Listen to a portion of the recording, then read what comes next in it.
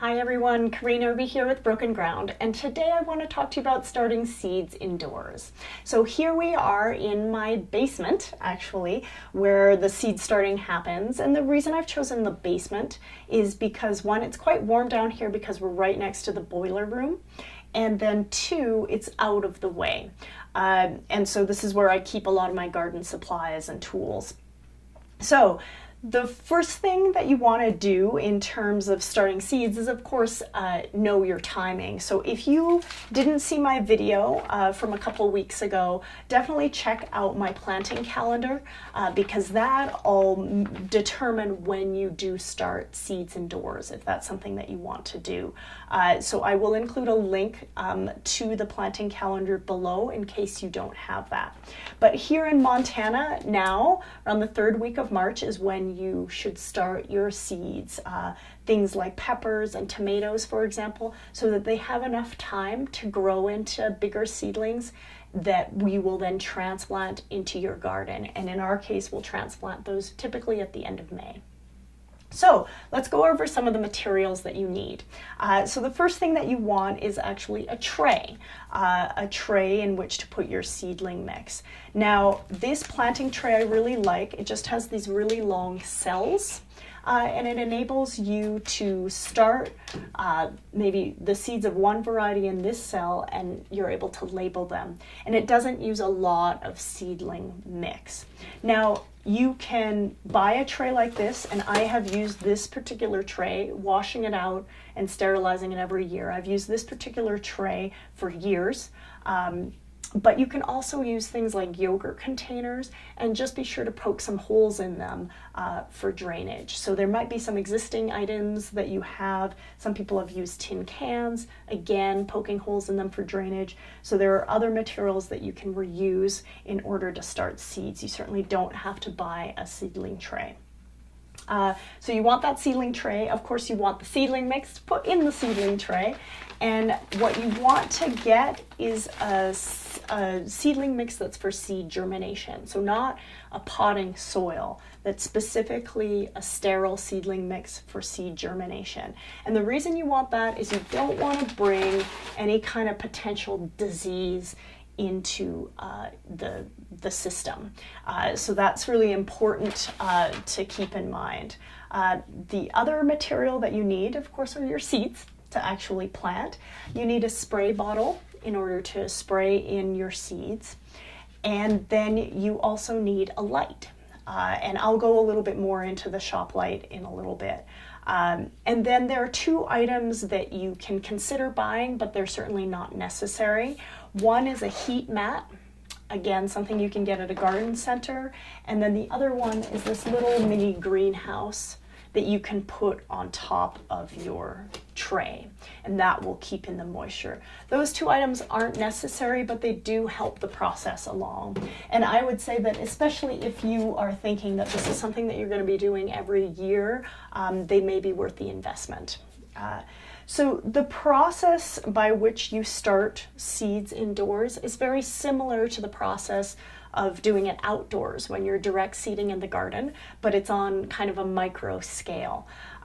So what you want to do is you want to take your seedling mix, and I typically put my seedling mix in a 5-gallon bucket like this, and then I moisten the seedling mix with the watering can. And then I take it with my hands, and I move all that water and distribute that water around so that the seedling mix starts out moist. And what that does is it just aids in the process rather than having to spray down the entire tray to moisten it. It just makes it a lot easier. So I'll just demonstrate here. This is another possible good seed tray to use, but I've started to fill those cells up, and then I just continue the process. Put the seedling mix in there, but be sure to tamp down the seedling mix. So you don't want to super compact it, but you do want to tamp it down so you're getting rid of some of the bigger air pockets in there. So you're going to put that seedling mix in, you're going to tamp it down, and you're going to leave enough space at the top, right, for you to be able to put the seed in there and then the seedling mix on top of that. And you'll know the depth of that based on your seed packet. So the peppers will be like, plant that 1/4 of an inch deep or 1/2 an inch deep. So you want to make sure that there's enough space to plant your pepper, and then you put the seedling mix on top. So in the case of cells like this, for example, I recommend putting 2 to 3 seeds in each cell, because you're not sure if that one seed that you put in there is going to be viable. So you're kind of taking your chances. So 2 to 3 seeds in a cell like this.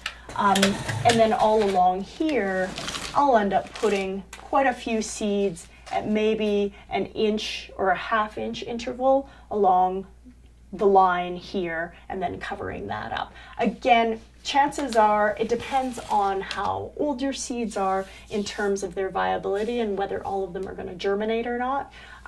But just to increase your chances, I tend to put, a few more seeds in there, because it's not guaranteed that every single seed will in fact germinate.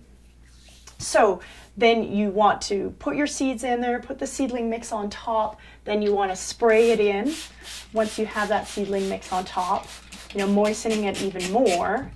And then you want to make sure to label them. So you'll have a Sharpie and some labels. I reuse a bunch of labels as well. And just make sure that you label what you have and what varieties you have. Labeling is super important in gardening, because you think you'll remember, but you usually don't. Or at least that's in my case, that's the case. So then once I've planted all of these out in this tray, for example, I'll take this heat mat, right? And I'll put the tray on top of the heat mat like that. And then every morning I'll come downstairs and I will moisten this whole tray. Now I won't yet put the light on. So seeds germinate based on moisture and heat and oxygen, of course.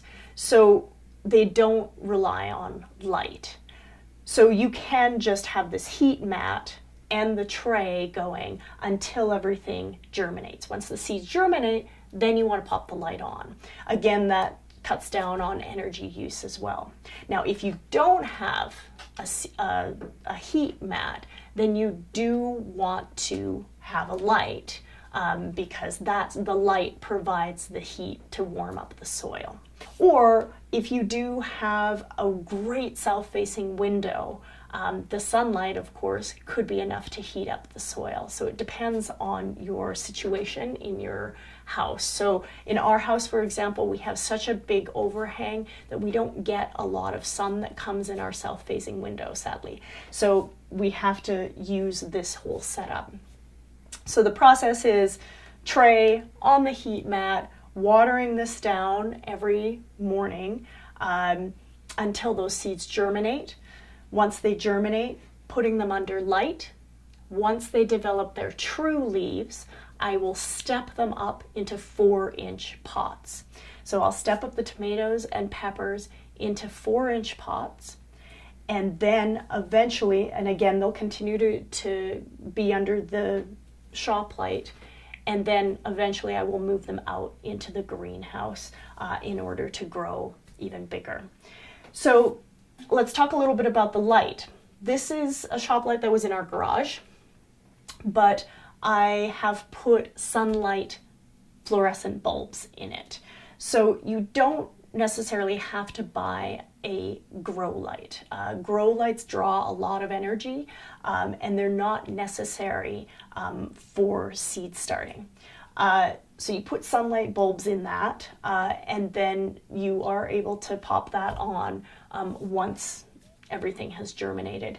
And then this shop light is attached with hooks to the ceiling, and so we can lower the shop light and then we can step it up as the seedlings grow up. So you do want to give yourself that option as well.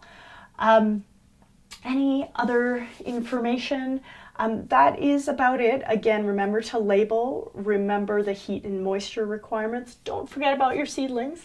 And if you do have the option of a really great south-facing window, that's good.